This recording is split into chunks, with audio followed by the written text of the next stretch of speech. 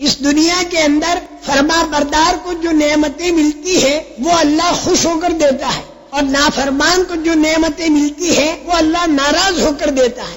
آپ کو تعجب ہوگا کہ نافرمان کو نعمت ناراض ہو کر دی جاتی ہے۔ جی ہاں، آپ بھی کبھی کبھی ایسا کرتے ہیں۔ چوہے آپ کے گھر کے اندر بہت ہو گئے، آپ کا کھانا، آپ کا بسترا، آپ کی کتابیں وہ کھا جاتے ہیں، تو آپ چاروں طرف چوہوں کے پنجرے پھیلا دیتے ہیں اور اس کے اندر گھی والی روٹی آپ رکھ دیتے ہیں۔ تو یہ چوہے کے پنجرے میں جو آپ نے نعمت رکھی، یہ آپ نے اس کو گرفتار کرنے کے لیے رکھی ہے، خوش ہو کر نہیں رکھی، ناراض ہو کر رکھی اس کو گرفتار کرنے کے لیے۔ اب چوہا آیا اور اس نے دیکھا کہ چاروں طرف نعمتیں ہیں۔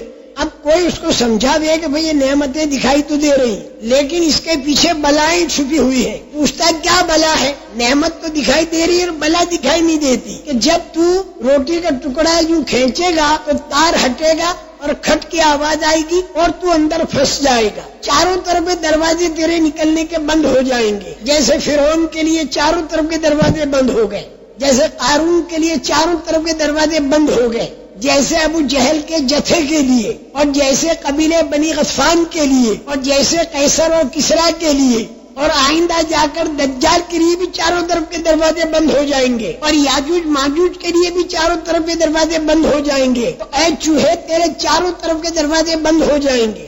پھر کیا ہوگا؟ پھر یہ ہوگا کہ صبح کے وقت میں لڑکے آئیں گے چھوٹے چھوٹے، اور صبح لا کر تجھے گھونپیں گے، عورتیں لائیں گی، پرائمس کا چولہا لائیں گی، اس کے اوپر گرم پانی کریں گی، تیرے اوپر ڈالیں گی، تھوڑی دیر میں تو مر جائے گا، تیرے کو باہر پھینکیں گے، بلی آئے گی اور کھائے گی۔ تب یہ چوہا کہتا ہے اچھا میں اس کا ریسرچ کروں۔ اب وہ ریسرچ کرنے چلا اور تھوڑی دیر کے بعد آ کر کہنے لگا کہ نہ تو لڑکے ہیں، نہ سوا ہے، نہ پرائمس کا چولہا ہے، نہ عورتیں ہیں، نہ بلی ہے، میرے کو تو کچھ بھی دکھائی دیتا نہیں ہے۔ تم تو بیک بڑ قسم کے آدمی ہو، پرانے خیال کے، اونٹوں کے زمانے کی باتیں لا کر راکٹ کے زمانے میں ٹھوس رہے ہو، نہیں مانتے ہم۔ وہ اندر داخل ہو گیا اور جو اس نے سنا تھا وہ سارا ہو گیا۔ جب ہوا تو اب وہ کہتا میری سمجھ میں آئی بات، لیکن اب سمجھ میں آنا مفید نہیں۔ نافرمان کو نعمتیں دینا ایسا ہوگا جیسے چوہے کے پنجرے کی نعمت، اور فرما بردار کو اللہ اگر کوئی نعمت دے تو وہ ایسا ہوگا جیسے طوطے کے پنجرے کی نعمت۔ طوطے کے پنجرے میں نعمت دی جاتی ہے خوش ہو کر اور دل بہلایا جاتا ہے۔ اللہ پاک قرآن پاک میں نافرمان کی نعمت کے بارے میں خبر دیتے ہیں کہ ہم نے دروازے کھول دیے، اور فرما بردار کی نعمت کے بارے میں اللہ خبر دیتے ہیں کہ ہم نے برکتیں کھول دی۔ وہاں برکتوں کا کھولنا بتایا فرما بردار کے لیے، اور نافرمان کے لیے اللہ نے دروازوں کا کھولنا بتایا۔ اللہ پاک جو فرماتے ہیں کہ جو ان کو بات بتائی گئی اللہ رسول کی طرف سے اسے وہ بھول گئے، تو ہم نے ان کے لیے ہر لائن کے دروازے کھول دیے، طاقت کے دروازے، دھن دولت کے دروازے، پبلسٹی کے دروازے، وہ سارے کے سارے ہم نے ان کے اوپر کھول دیے۔ یہاں تک کہ جو نعمت ملی اس کے اوپر وہ اترانے لگے کہ دیکھو چاروں طرف کے ہمارے دروازے کھلے ہوئے، ہم اچانک اس کی پکڑ کرتے ہیں، یہاں تک کہ وہ حیران رہ جاتا ہے کہ ہوا کیا۔